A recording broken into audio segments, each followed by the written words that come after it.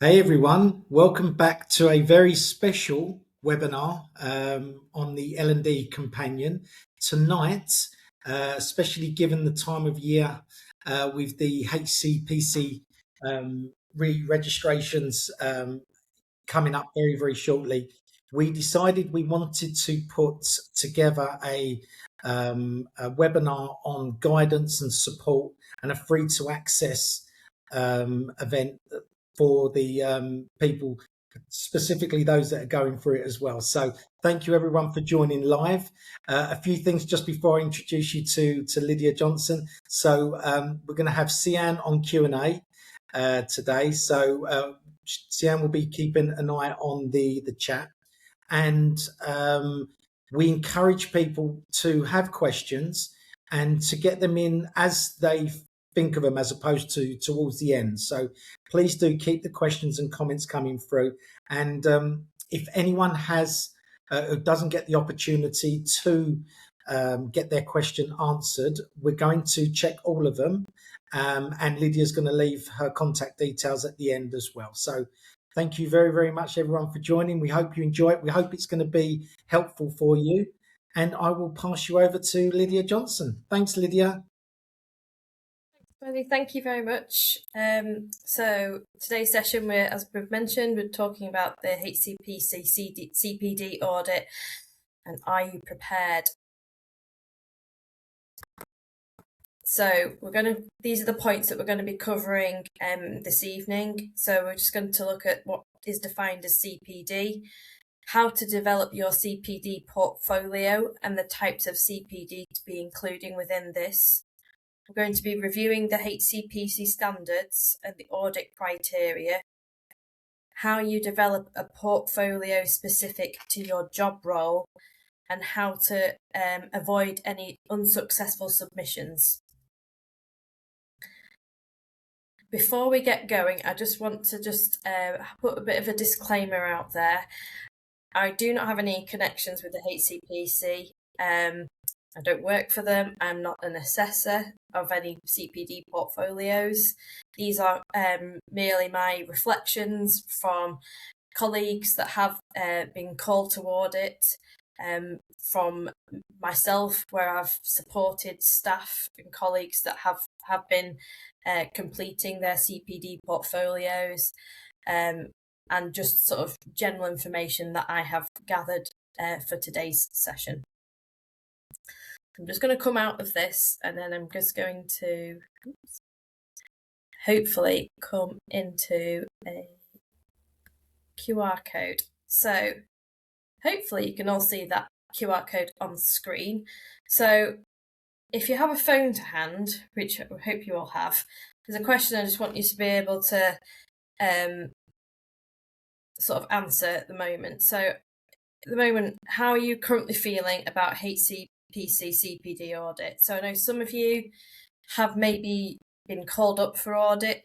Some of you may be thinking, I haven't been called up for audit this time, but it could be me next time.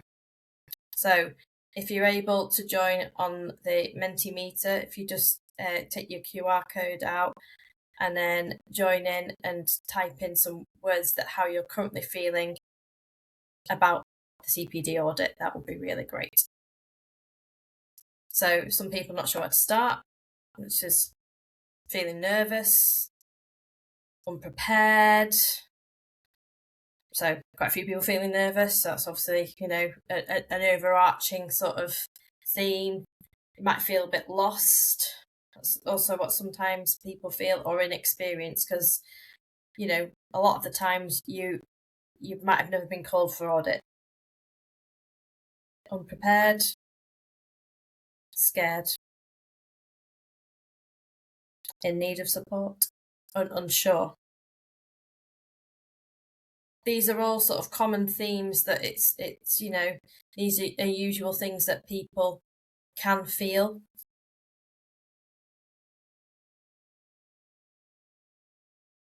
To see if any more come in. And if not, we will move on to the next question. So mostly nervous and unprepared, which is definitely something how to feel. I just want now you to think, let me just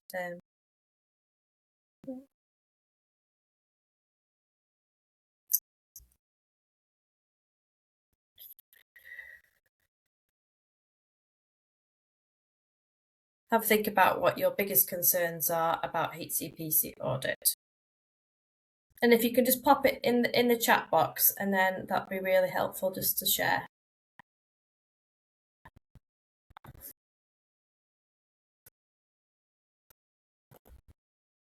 So I'm just going to move on to why we're here today. So it's obvious that obviously many radiographers do dread CPD admin. Being called to audit can feel overwhelming. It is important to recognise that we do all undertake CPD. We just may not have captured it yet. What is good news is that the HCPC values learning and reflection more than having perfect records. They're not looking for a perfect records altogether. They value that we're able to reflect the reflection cycle and how you can build, how you can change. So we're at this point of re-registration with the HCPC. If you've been called for CPD audit, your re-registration may look like this screen on the right-hand side. So instead of all being green, we have a section where it's red, where it says CPD audit, and you will be required to upload a CPD evidence. So it's an opportunity to think about refreshing your CPD and the roles that you will need to undertake. So a reminder, what is CPD? So continuing professional development. So this is a range of learning activities that maintain and develop professional practice. It's a statutory requirement for all HCPC registrants. And we're focusing on improving patient care and patient safety. If we're a diagnostic radiographer, this might be safe use of imaging technologies, keeping up to date with clinical practice and compliance with IRMA and professional standards. It's important to remember, so we've got continuing. So this means it's ongoing and it's happening regularly. We're not leaving it all to the very end. It's an ongoing, regular occurrence. Professional. It's related to your current role. And we're doing activities that make you a better practitioner within your role. And development, ways that you're improving and you're keeping up to date with current developments and any new trends. We've got a definition here from the College of Radiographers. It is from quite a while ago now. So they define CPD as an ongoing professional activity in which the practitioner identifies, undertakes, and evaluates learning appropriate to the maintenance and development of the highest standards of practice within an evolving scope of practice.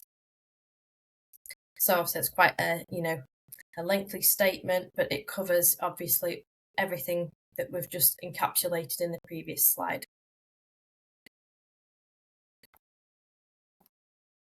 So CPD, it's about an ongoing regular documentation of learning, and it can incorporate a wide variety of activities. So it could be structured through different events, so like attending courses, conferences. It could be reflective and self-directive. It could be from current and present activities, or it could be reflective on past events. And you could also be looking to the future and how you may see your future roles progressing, and you could be preparing for that by doing some learning.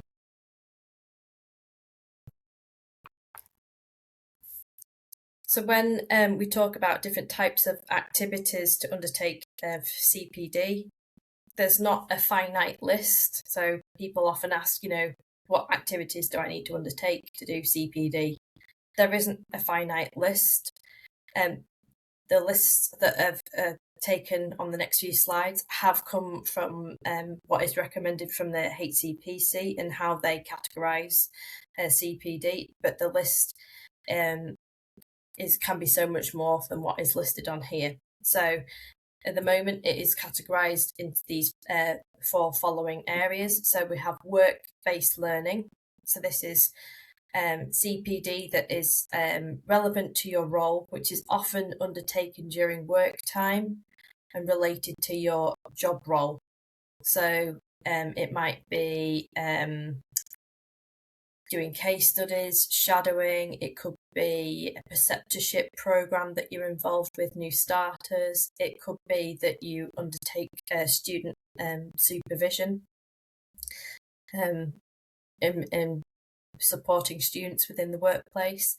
It could be that you host a journal club in your department or have some CPD sessions. So these are work-based learning. So there's a list on the screen which you may want to sort of, think that these activities are classed as work-based learning. We then have professional activities. So these are like accredited courses. If you are presenting, for example, at conferences, this would become under professional activities. For those of you who may be like in academia, it could be that you're a lecturing roles, teaching roles. You could also be doing that also within a clinical role, and also mentoring. So these would be professional activities. Formal and educational roles. So if you're actively involved in like research papers, this would go under this section. Attending conferences or seminars, this would go under here. Any online learning, again, educational. Online learning, it's just probably important to sort of highlight within this section, mandatory training isn't classed as CPD because it's mandatory training, and that's a requirement for everybody to undertake. So you can't use mandatory training as part of your CPD. So don't include that as CPD. So again, if there's any specific courses that are accredited by your professional body, so this could be also related to your role. So if you were, I don't know, union rep, that could also be included under this. And the sort of next section, self-directed CPD. So this might be something that you've decided to do yourself, go away, do some reading. It could be reading from an article, a journal, doing some reflection following reading that. So, for example, Society of Radiographers has Synergy. Quite often there are articles within that, and then at the back of the article, it goes through how to use that for CPD with some questions and how you can reflect on what you've just read and how it might be able to put that into practice from what you've read, how you maybe implement something in your department. So again, it could be articles, reviewing books. So those are some examples. So now I'm just going to move on to the HCPC standards and what they state. So the HCPC set 5 standards for CPD. So the first one is maintain a continuous and up-to-date record of CPD. Second standard is demonstrate CPD activities are a mix of learning activities relevant to the current or future practices. Third standard, ensure that CPD contributes to quality of practice and service delivery. Fourth standard is ensuring that CPD benefits the service users. And the final standard, standard 5, is to be able to present a written CPD profile when requested. So that means at this point in time, if you're called for an audit. So now we're going to look at what this means. So HCPC CPD audit is a random audit of all HCPC registered professionals. It occurs every 2 years at renewal. So every 2 years, 2.5% of the registrants within that profession are selected. So in November last year, the number of radiographers that were registered with the HCPC was just over 48,000.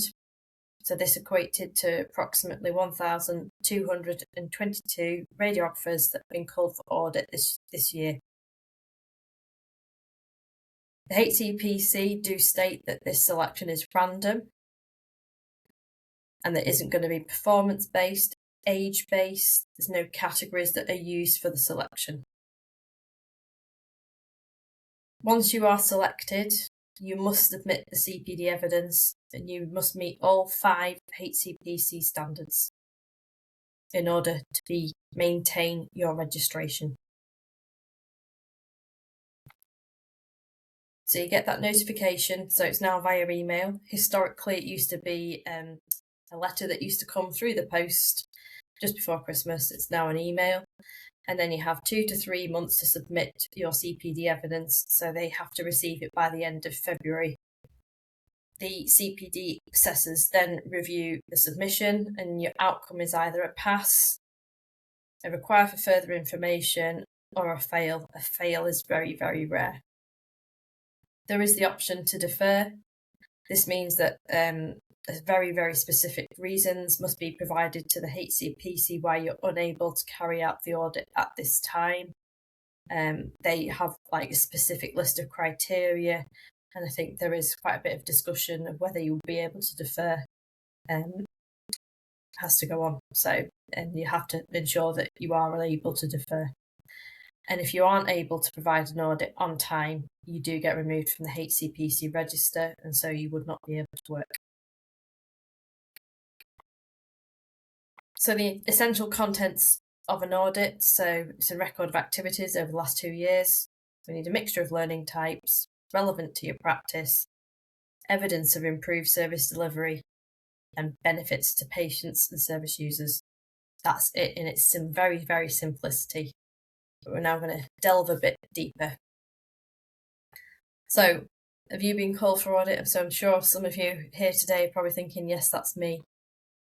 Have you left? You're in this panic mode. If that's you, please don't panic. If you're thinking, I've not written everything down, I've not done anything that's worthy enough, I can't remember what I've done, I'm going to fail, there's not enough time.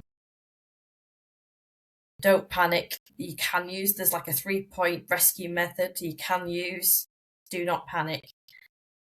So that 3-point sort of method you can use is like a brain dump. Try and recall everything you've done.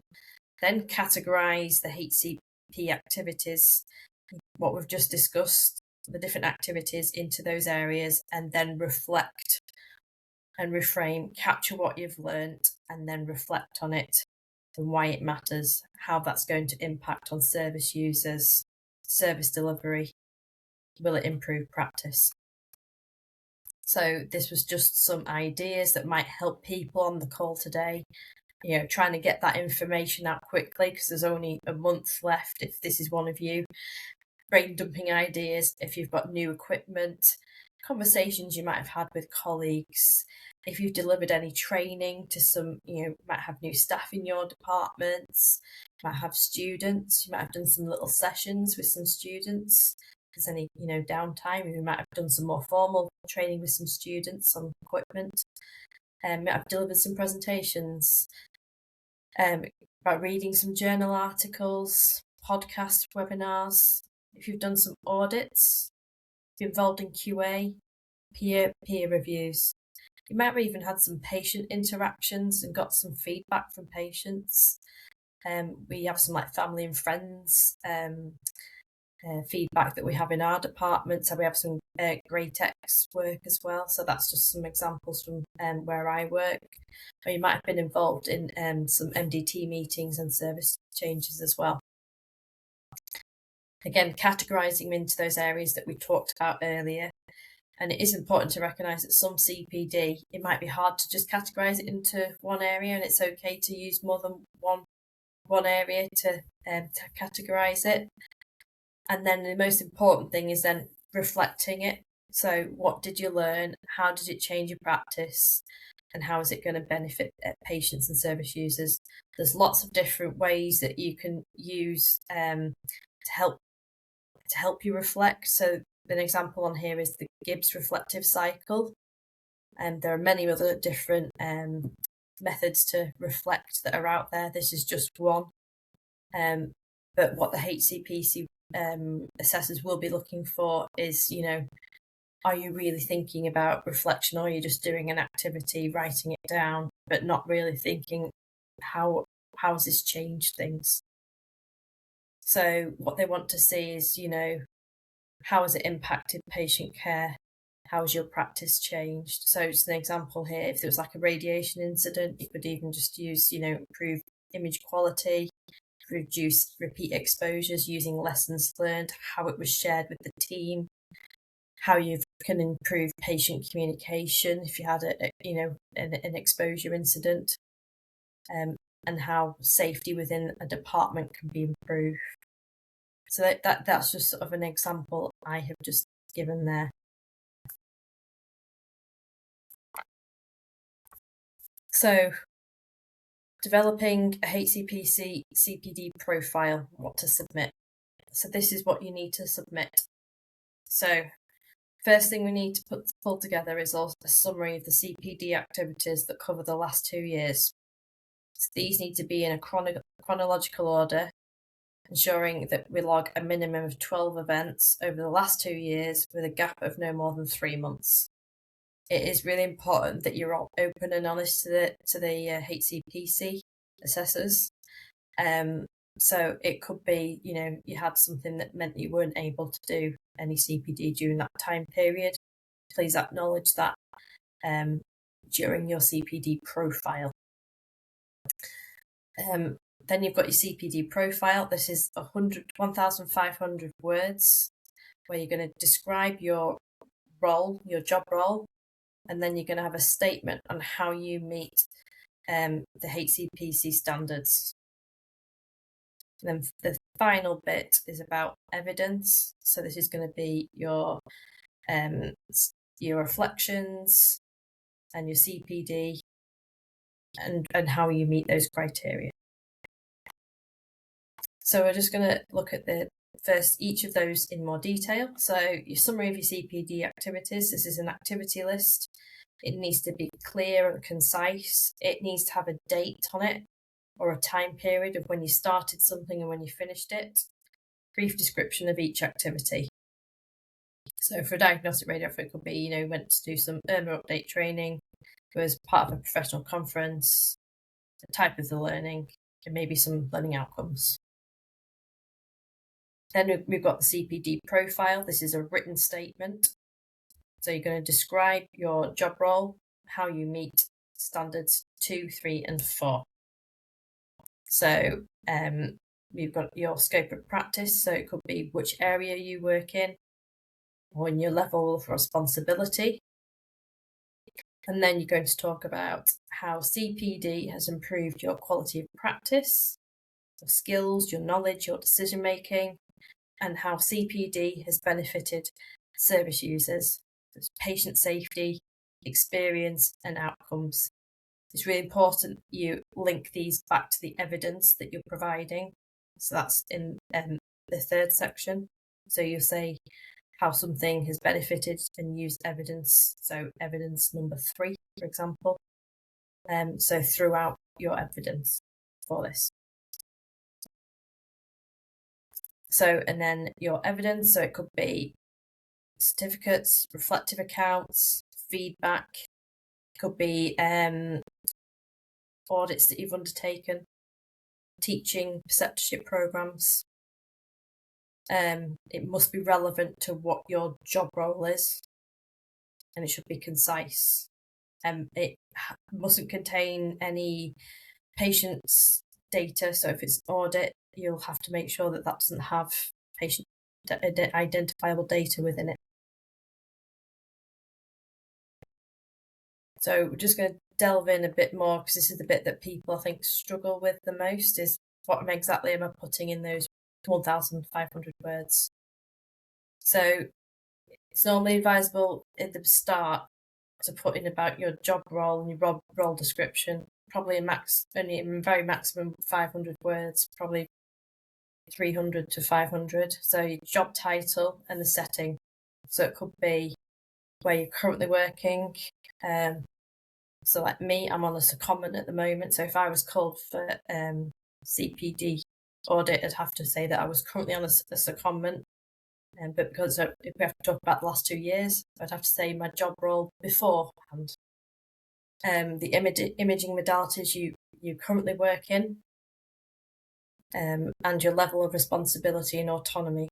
You know, who are you responsible for, and who are your service users?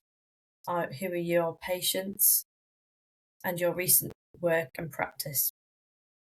So that, as a whole, should be no more than 500 words. The second part is then going through each of the HCPC standards and then how you meet each of those. So standard 1 is maintaining a continuous, up-to-date, accurate record of CPD. So this is how do you record it? So if you might be a person that uses what the Society of Radiographers endorse, which is something called CPD Now. So that's what the symbol is on the screen currently. There are other apps out there which you can use to record CPD. Some people just use a more, simple method. It might be pen and paper and a booklet. So if that's how you record it, that's what you need to put within this statement here. It might be you need to state how you plan it out, and if you have any ways that you plan how you plan in the future to plan it out. So that's also what you might want to state in here. It might be that in your personal development plan within your appraisal, you may have put some objectives within that, and again, you could put this statement within this section. You could also put in here regarding any CPD work that you've done with outside your role.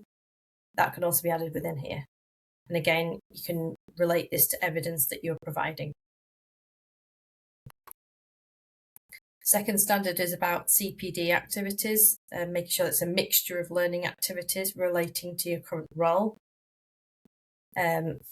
So it's got to be role specific.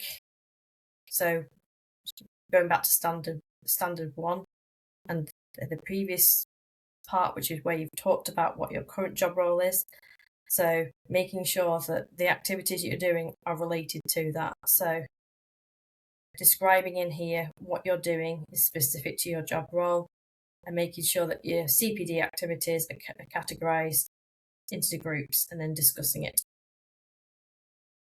And it might be here that if you have some career aspirations, you might want to talk about that and how some of the CPD activities you have been doing are hoping that you may progress into that area. For example, say if I had an aspiration to do ultrasound, that you may be doing some CPD relating to ultrasound with a hope, in the future that this might be your future career pathway. Standard 3 is quality of practice focus, how CPD improves your professional practice. So key CPD activities undertaken, what you've learned, how this changed or reinforced your practice. So things you might want to consider is talking about image quality, safety, patient safety, efficiency and decision making. Again, linking in with the evidence that you're going to be providing. And for benefit to the service users, we've got to think about, patient and service impact. Are we improving patient experience? Are we improving that communication we're having with patients?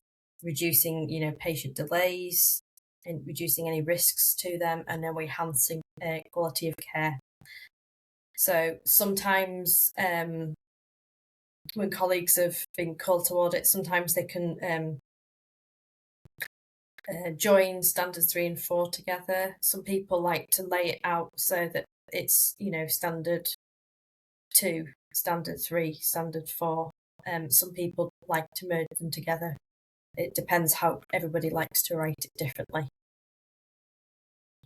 What I would say is it's really important to use a clear logical structure. You want to make it really easier for those assessors to map your writing to the different standards. Write in the first person. You want to use clear headings, use paragraphs, and link those statements to your examples. And avoid using any jargon or abbreviations that may be like misinterpreted. If you work in a specific area, you've got to remember that the person reading it was likely not to be a radiographer. There will be a HCPC registered professional, but it's unlikely there will be a radiographer. So you've got to think, will they understand what I am stating here? You want to make it easy for the assessor to say, yes, they can re-register. So I'm just going to show you different examples. So CPD profiles should actually look different by different banding. So it shows there's a different sort of reflection going on between a band 5 radiographer, a band 6 and a band 7. So you've got different responsibilities, you've got different complexities, your different roles, your service provision, and might have different roles in patient care as you progress as well. So if you're a band 5, you've been called to audit. So you're lucky in the first 2 years, and then you might be called to audit. So you're quite early on in your career. So you're going to be starting to develop your competence, and then you're starting on those reflective skills. So you might have some statements, about having some CPD to help, with your communication skills. You're becoming more effective with patients.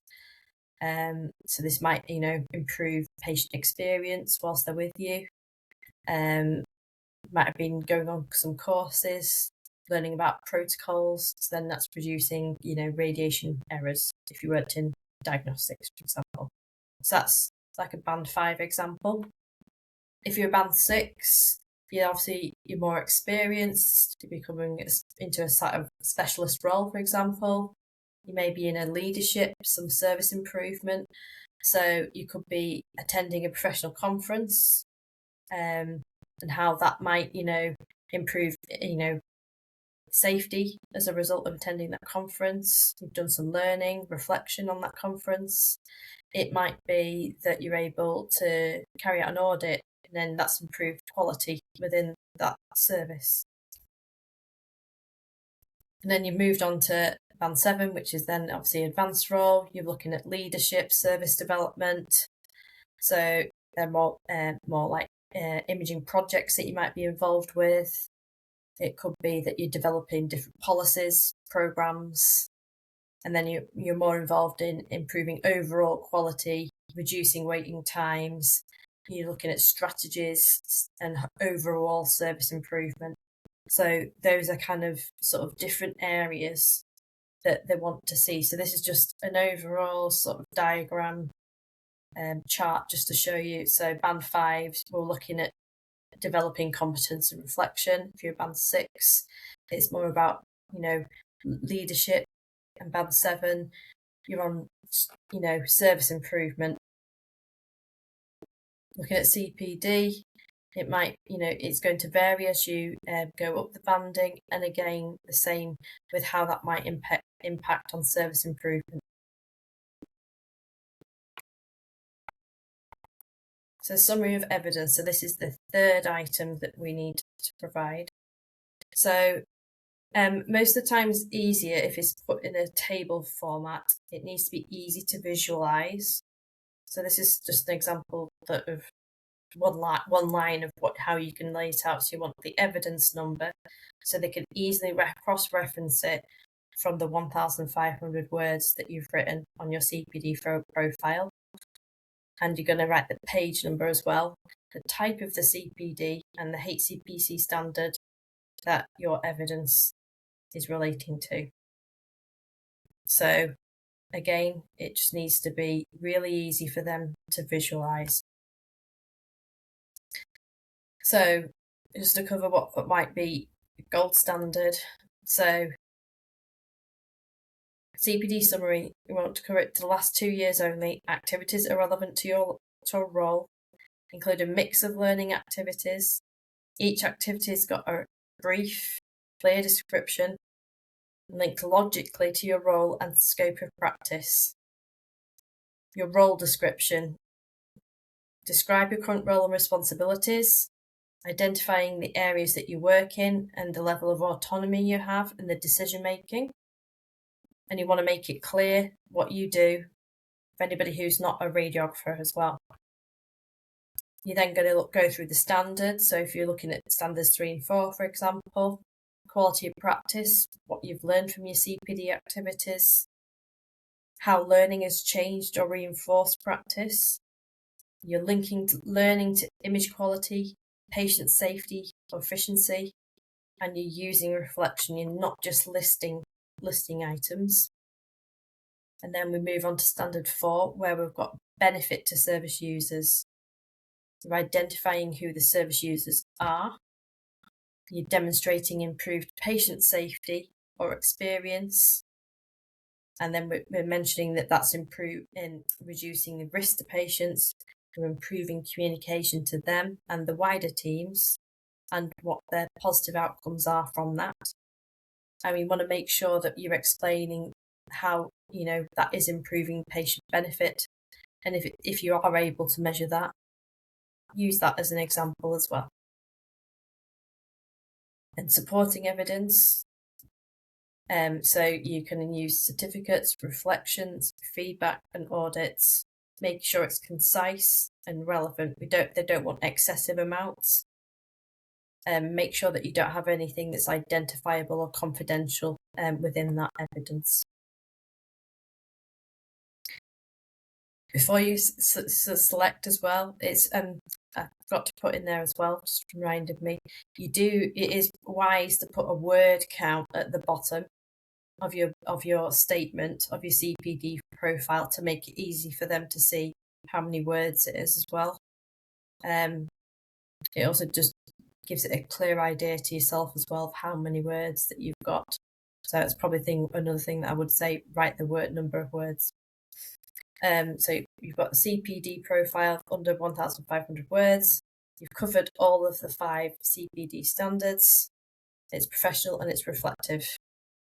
You want to make sure that it's easily labelled which section is which, and you make sure that it's submitted for the deadline date, which is the end of February. Common mistakes to avoid.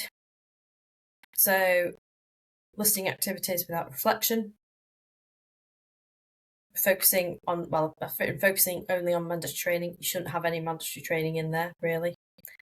Not linking CPD to patient benefit. Irrelevant evidence if it's not relevant to your role.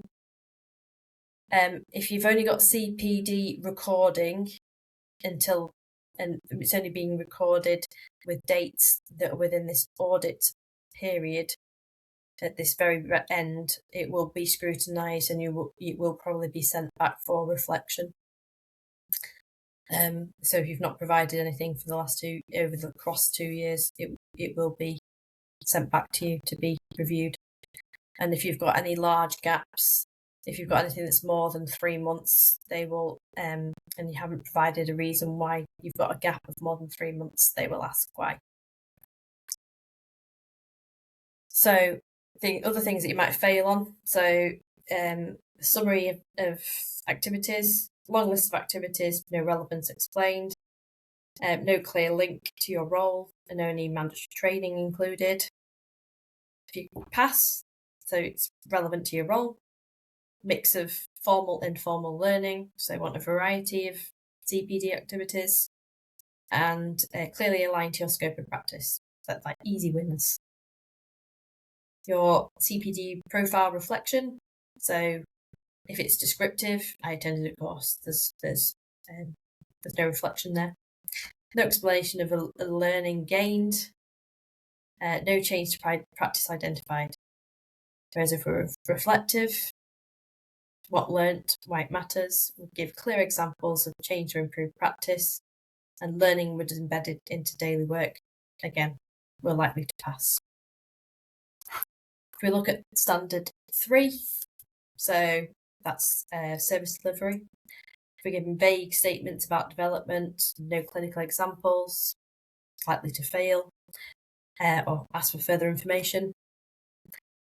If we give specific examples like image quality, patient safety, or looking at protocols, we're looking at a clear link between CPD and professional competence, more likely to pass.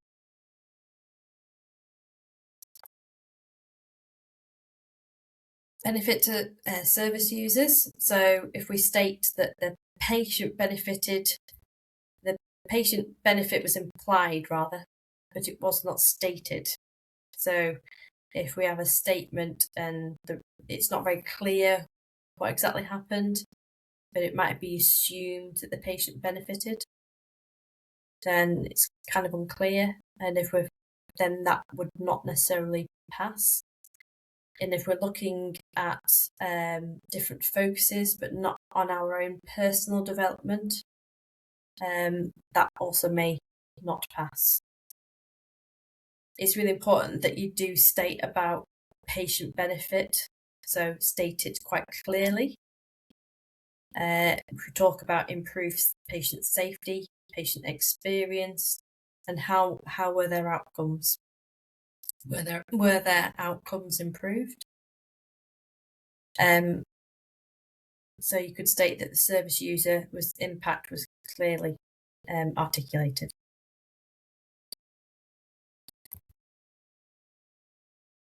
Providing supporting evidence. So, like we've said earlier, it's really important that we do provide concise, relevant evidence. It's easy for the assessor to follow. That will give you a good pass opportunity. If there's irrelevant documents that are uploaded within that file, or if it's not relevant, or it's not referenced within your CPD profile, then it may be likely that it fails. So if you've got lots of documents within the evidence section, but you haven't referenced it within the CPD profile, it will then be picked up on as why is it being included within the evidence, but you've not referenced it. So what happens next? So once you've submitted it, the HCPC assessors take approximately 8 to 12 weeks, is what they state currently on the HCPC website. It's really important that you do re-register, so you re-register in the interim. Your registration is unaffected during this time frame, and then you'll be if you're successful, you'll be contacted to say you've been successful. If you only meet part of the standards, you do get 21 days to then provide some more information, and it may be that you provide a further statement.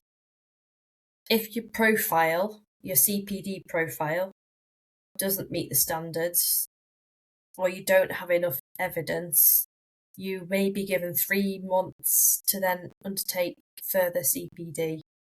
And following this, you will be asked to submit further evidence and a new CPD profile. It does state that you can ask for your CPD audit to be reassessed if you're not happy with the feedback that's been given. But most people normally accept the feedback that's been given and do undertake the sort of re-review and carry on. You are allowed to carry on working during this time frame, just to sort of let you know you can carry on working during this time frame whilst you're resubmitting. In very rare circumstances, those who haven't provided sufficient CPD will then fail and will not re-register. So barriers to CPD. So some people just think that we haven't got enough time to complete CPD. Have we got an unsupportive learning culture within our work environment? Can it only be completed in work time? Or rather not enough opportunities for CPD? So you might want to think about, what are your own personal barriers to CPD? What's preventing yourself from being able to carry it out? So overcoming barriers. So there are many events that you can attend free or online, like tonight. So this could be online or in person. There are a number of events that do happen all over the country that are free to attend. You may have SOR union learning reps in the workplace. These do provide a supportive learning culture. They can carry out different learning needs assessments and provide a learning sort of culture within the department, enabling CPD to happen. It's really important that you understand the role of CPD in HCPC registration. It is a requirement and a responsibility, and it is important to try and think about to plan ahead. You might want to create a CPD club. Let's just put it out there. Trying to prevent that future panic status. If you haven't been called up this time, were you lucky? Some people like to keep a simple CPD diary, so whether that's a different electronic forms. There's, like I mentioned, there's CPD Now. Some people like to do things weekly, monthly. Some people like to have a hard copy, like in a locker. Some people have it on the hard drives. Just try not to make it like a last minute scramble or panic, and everything will be okay. It's really important to just sort of take a moment and think, we do learning all along. You just need to make sure we capture it and just think about what have you done in those last 2 years. The HCPC do want a quality, not necessarily quantity. They want quality. They want your reflection, and they want it to make a meaningful impact. If you have been called up and you're in this worry, panic mode, think about that 3-step rescue method that we talked about and try to build your CPD story with some sort of confidence. CPD is a professional responsibility. HCPC audits are a random. I know people think that they might not feel random, and there's lots of what seem like similar groups of people that have been called for audit, but they do state that they are random. Radiographers already do a lot of valuable CPD. It's really important that we do become more reflective of how we are benefiting patients. Try and be concise with your CPD records and try to be audit ready at all times. There are a whole host of information if you have been called for audit on Society of Radiographers website, HCPC website. There is loads of different information on reflection. I've just looked at Gibbs reflective cycle, which is what I got from this bite-sized learning. And I'm just going to take any questions that anybody might have now. Thanks for everyone for their comments coming through. Lydia, you'll be pleased to know some very lovely comments in there as well. People feeling a lot better about themselves after this webinar, so well done. Over to you, Sian. Good.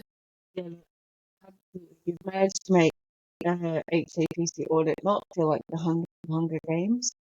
That's really good, because Hunger Games, you have no idea what's going on, and you laid out a nice little roadmap.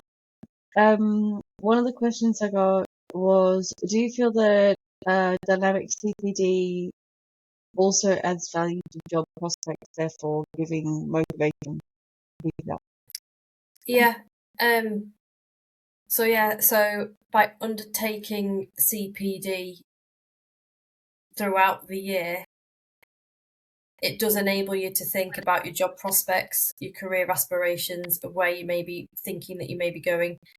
It does enable you, if there's a job opportunity that does come up, quite often you are, when you go for, if you're successful for an interview, it does look good in front of the interviewers if you do have your CPD profile in front of you, so you're able to take that with you. Of your current CPD.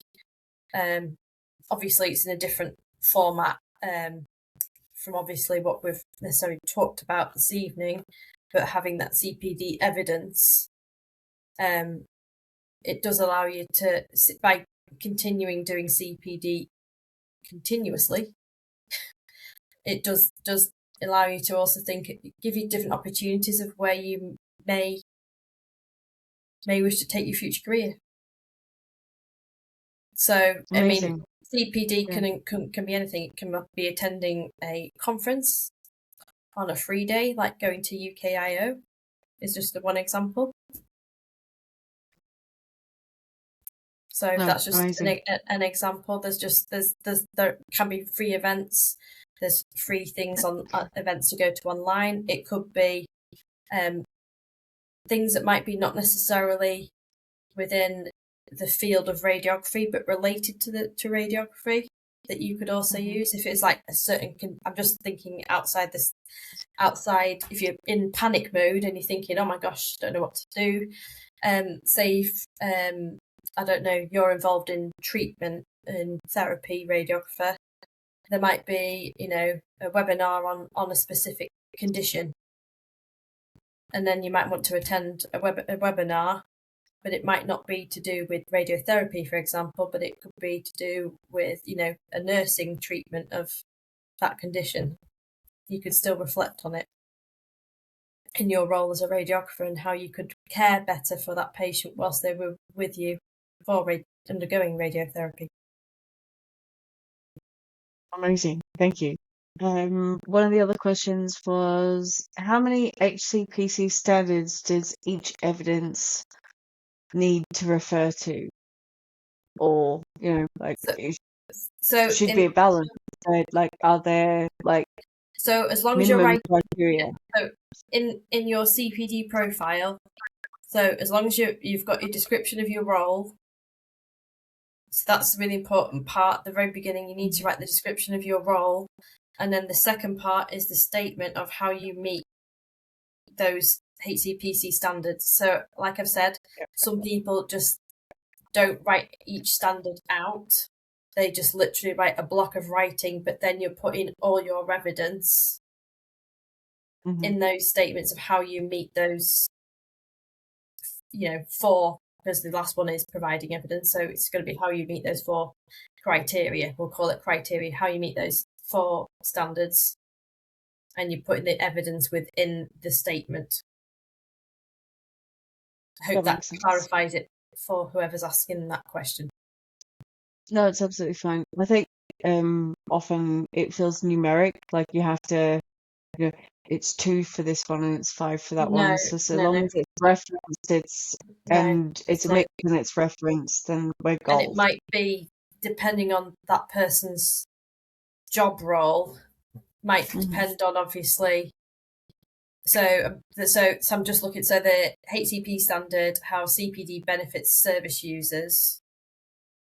So that might be more for like a band 7, for example. So they might want to focus more on that standard than, say, I know we shouldn't necessarily focus on banding, but if we're going to talk here about different job roles, whereas say that they might focus more on that standard and want to write more relating to that standard, as opposed to somebody who's 2 years qualified and then wanting to maybe just talk about making sure that they are making sure that they've got a mix of learning activities, CPD.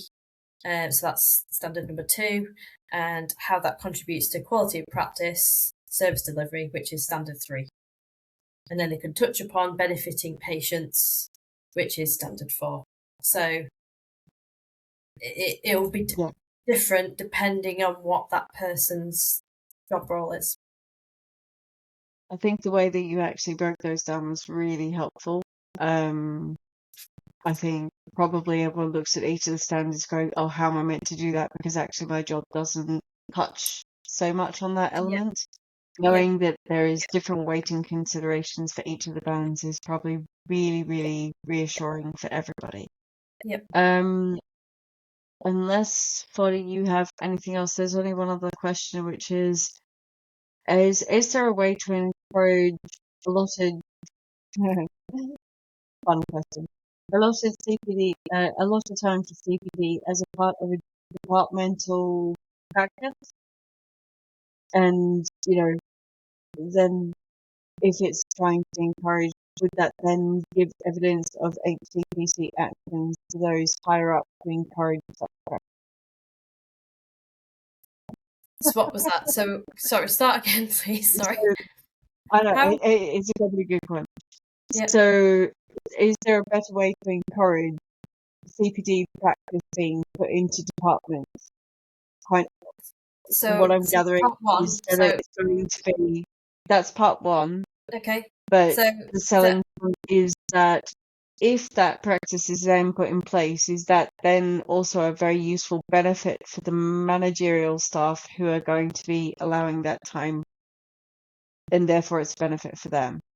You know, is there a way for that to be a cyclical process? That's a good CPD. So, yeah, I think CPD is a professional responsibility of everybody. We all have to undertake it in order to stay registered. So we have to take some ownership of ourselves. So that's one part. I do think that we need to have a supportive learning culture within departments. So that's where I did sort of touch upon as well. You know, if we have, we could have clinical educators, we could have practice educators, so they can provide a really important role within departments, supporting learning. You could then also have like Society of Radiographers union learning reps, again providing that role. So it might be like setting up CPD lunchtime sessions. So I'm fortunate in where I work, we have all of that in place. I work in a large trust, and I am fortunate, and it has taken a number of years to get to that position. I am aware that there have been a number of motions, I think, at the annual delegates conference, the Society of Radio's annual delegates conference, where they have talked about having protected CPD time. But I think at the moment, trusts can't endorse that at the moment. But I do think if you are able to get managers and higher management involvement in ensuring that CPD is everybody's responsibility and that we all need this, then we're creating that culture of learning. That's amazing. And and even if we were including the students within it, so like where I work, lunchtime CPD sessions that are held, the students are also invited along to those sessions as well. So it's not just for the radiographers. Our students from the university are invited along, as well as our apprentices as well. So that's amazing. You have that installation of ethos is perhaps what the root of that question is. You know, there are so many restrictions. Even thinking that you're independent is really good. Some hospitals have, even better. They have like half a day each. It's protected CPD study, like once a month, that they're allowed to have, to do whatever study that they wish to do. So, every trust is unique, and if there are any students that are on the call that are thinking about looking for future job prospects, it's probably important that you maybe ask those questions when you're looking for a job. I can jump in quickly. Have you got any other questions? Sorry, yeah. Yeah, no, it's just interestingly, just to share with everyone, it's a good point that was just made there. So I did run a poll in the wake, prior to this regarding, where do you think the primary responsibility for subsidising radiographer CPD should sit? And I think it was a fair mix. So the radiographer was 26%, the employer 22%, the professional body 12%, but very interestingly, all of the above 40%. So I think there is a collective. I mean, ultimately, it then becomes the responsibility of the radiographer all the time that, it's not mandated by the employer. So, I suppose the ultimate responsibility is with the radiographer, but it is interesting that there is a genuine feeling, at least, or belief that it should be a mix responsibility across all of the spectrum, so the radiographer, the employer, and the professional body. So I just thought I'd share that with everyone, that we run that poll before. Yeah. No, I think that gives amazing light. It highlights the individual's responsibility, but that yearning, the ethos of the place of work and everyone who's backing them up is supporting a requirement that you have to meet, because individual input alone can burn out very quickly unless you have the rest of it going, yeah, we're noticing you need to do this. I think that's something that should be encouraged. Yeah, definitely. Yeah. I'm glad you did that poll, Toddy. Thanks. Absolutely. We had 73 responses, which I thought was quite good. Thank you for the Q&A. Lydia, thank you so much for tonight. And thank you everyone for joining. Lydia, is any last any final points from you for the HCPC audited radiographers? No, but if you've been called for audit, I hope this is now giving you the confidence that you can do it. There is enough time, and hope you've given you some ideas of how you can pull all that information together within the time frame that's left. If you've been lucky this time, there is now another 2 years ahead where you can start the whole process again and start to plan out CPD for the next 2 years. So it's something that we should all be doing and encouraging one another to do as well. Definitely. Come and watch Lydia's webinars on the L&D Companion. Thank you ever so much, everyone, for joining. We hope you enjoyed it. Lydia, it was amazing. It will be available on record, and we'll share the video with anyone if they want to email me. And also, if Lydia wants to share any redacted slides as well, we could do that also. So thank you ever so much, everyone. Good luck for everyone who's going through it, and we look forward to hearing from you. And we'll keep in regular touch. Thanks, everyone. Good night.